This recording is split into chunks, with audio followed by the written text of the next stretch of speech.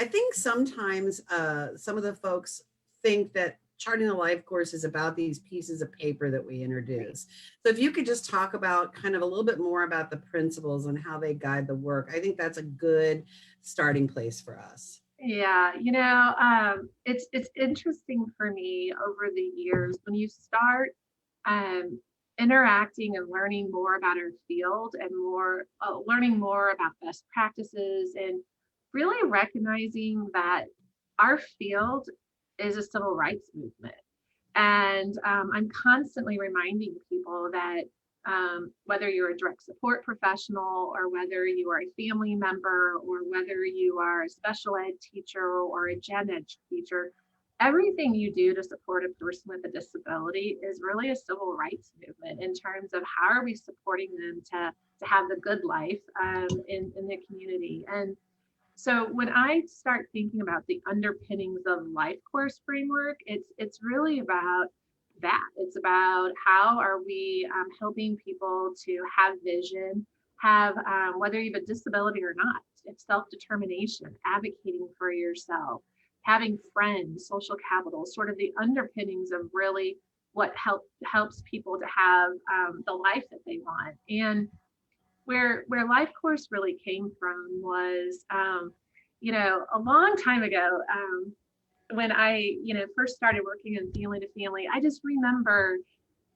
just listening to families and everybody's sort of solution, whether it's a brand new family leader or whether it's a professional, to how do we help families navigate life for services. Everybody's first solution was make a directory. And it used to drive me absolutely insane. Oh my gosh, I've got a lot of old ancient directories gathered and dust in my office. Let me just say. Yeah, and I would always say, we don't need another directory. What we really need is something that really can help people see possibility, because you don't know what you don't know. And I always said, what if like, remember back in the day when you were doing research and you would use an encyclopedia.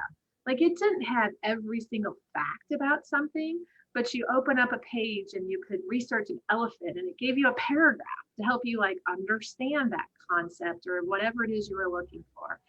And I always said, like that's like families and people with disabilities, they just need possibilities. They need to understand what's possible out there. And so the framework kind of took all of these sort of approaches, and we about 10 years ago partnered with an organization, a national organization called the National Association for State Directors of Developmental Disability Services.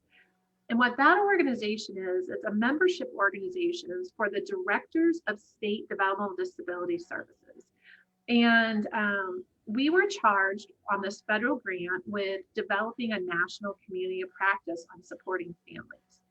And the reason that we applied for this and received this grant was because family support started in the 1990s, where legislation really started to say we recognize the significant role that families play in the lives of their child with a disability. And in the 90s, there was a lot of funding and a lot of focus on that. But the outcome that was always the focus was how are we preventing out of home services or institutional supports?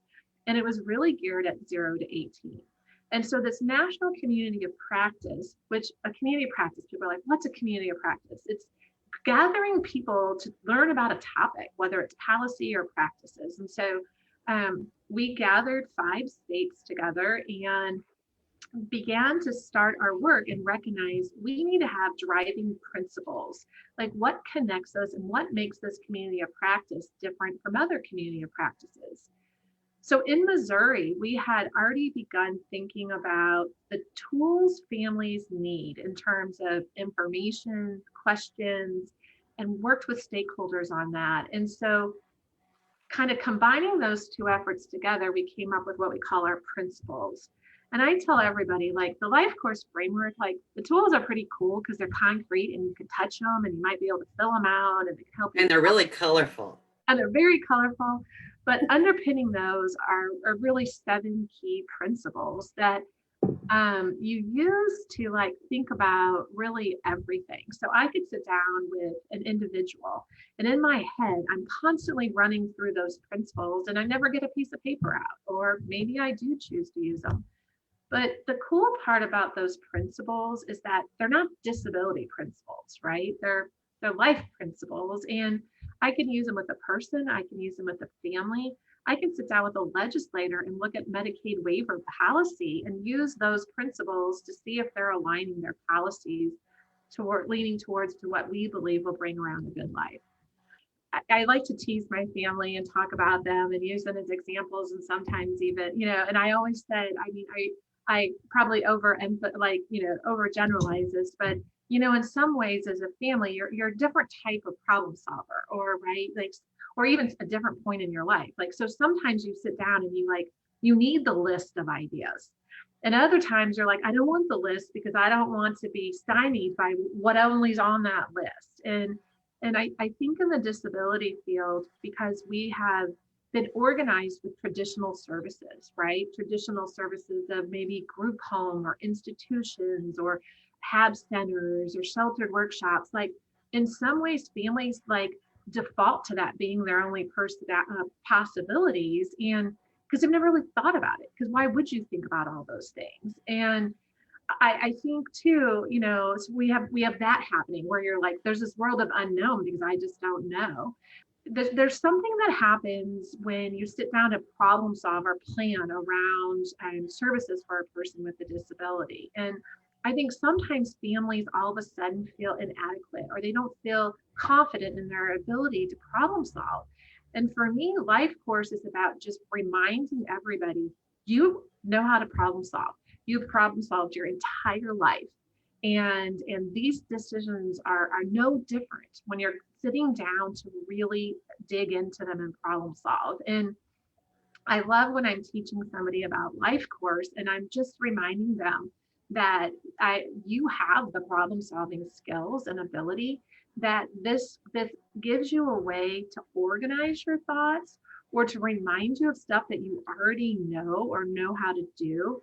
And I think that helps with decision making, right? Because it feels less overwhelming. And I'm a very visual person, as you can obviously tell. So I think in terms of shapes and colors, and like sometimes you need to be reminded how to do stuff. And so it's more than, did my staff use it for their person-centered plan? It's actually, how are we helping the people we're serving to make better decisions and be more confident in their decisions and see possibilities? So it needs all the layers, but that's the ultimate outcome. So that's awesome. Yeah, I love working on all the different projects, and I feel like we're both driven by that same outcome, being able to see people that we care about who have disabilities and their families really take ownership of their lives and be able to say, this is what I want, this is what I don't want, here's how I'm going to go about getting it, and helping build those skills. And yeah, I'm thrilled by it. So thank you so much for your time today. It was really, really fun to talk with you.